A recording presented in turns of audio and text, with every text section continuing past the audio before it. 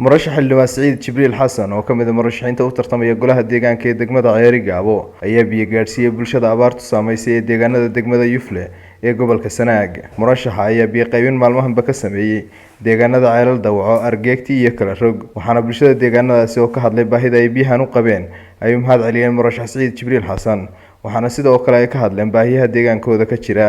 waxaanu soo gaarnay deegaanka la yiraahdo Ceel Dawco iyo deegaamo kale hoos yimaada oo ay kamid yihiin deegaanka kala rog. waqti badan waxa ka jiray abaaro aad u baahan baa ka jiray oo dad iyo dunyaba naafeeyay kana wada jira gobolada Soomaaliland ka wada jira. bulshada halka degan waxay u baaqeen in badan inay xukuumadda iyo soo gaarsiiyaan iyo hay'adaha ay qusaysa caawimaad badan ay ka sameeyaan.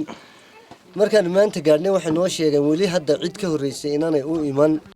bulshadu aad iyo aad bay iyagu soo abaabuleen la tacaal badan bay abaarta ku sameeyeen. annagoo ka socono gobolka Sanaag gaar ahaan degmada xildhibaan Sacid Jibriil Xasan Faarax oo damqaday oo ugu horeeyay xildhibaanka Gilgisha inuu bulshadiisa wuxuu qabto waliba waraabiyo biyo ayaa naga soo wakiishay gobolka Sanaag.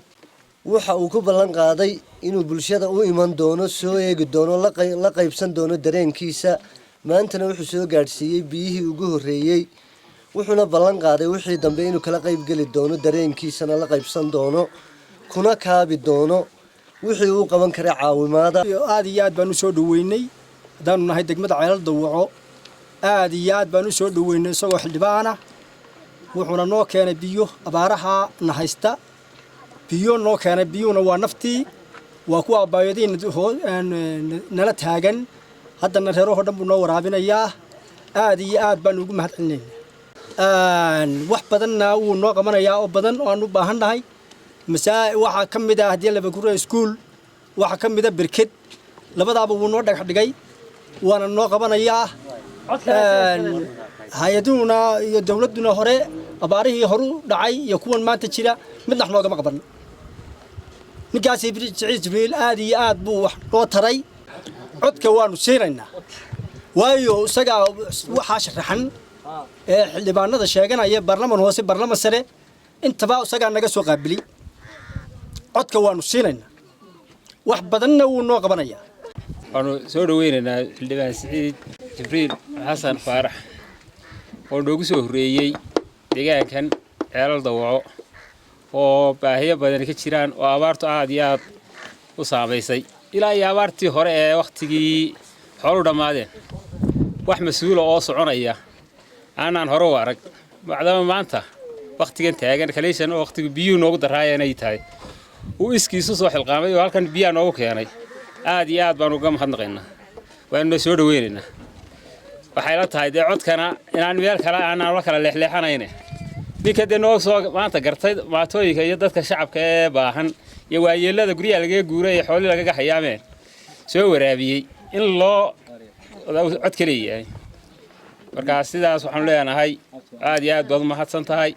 annaguna cod baanu ku haynaa. baahiyo badan baa jira, dawladda iyo mas'uuliyiin hore jiray annagu waxba kama arag. maanta haddii aad adigu soo xilqaantay adigu wali tartan ku jiro oo adigu gacan qabasho baahan dadka ay gacan qabatay. aad iyo aad baad mahadsan tahay baan leenahay xildhibaan Sacid kan gacan qabad badan buu yahay. iskuul male barkeedana male inta insha Allah taala maxaad ka qaban karto inaad ka qabanaysaa arkaan rajaynayna. maanta wax loo yimi cod hortii nin wax loo sida Sacid Jibriil aad iyo aad baan ugu mahadnaqaynaa. dadka waligood kulmiyahay xildhibaan baarlamaan, xildhibaan deegaan, heer madaxweyne, dadkii waligood kulmiye soo hawayaan xisbigan codka siin jiray. maantana diyaar bay u leeyihiin inay siiyaan Sacid Jibriil oo sharaxan iyo xisbigaba inay codka siiyaan. sidoodii bay xisbiga dadkan u yihiin. nasiib darro se ma ay arkaan wax dib ugu soo noqda. doorashada markay dhamaato oo kaambeynku dhamaado codka nala ka qaato ayaa la iska tagi jiray. dib dambena cid noogu soo noqotay baan arki jiray. xilliga codka ka horeysana qof kasta oo fankiisa ay sidoo cod u helaa uu lacagtiisa ku fangarin jiray. laakiin wax masaakiinta hoos weegaya oo dadka u keenaya cod hortii wax waa noo kow. Wayuuna Sheekh Axmed, Star TV, Ceerigaabo.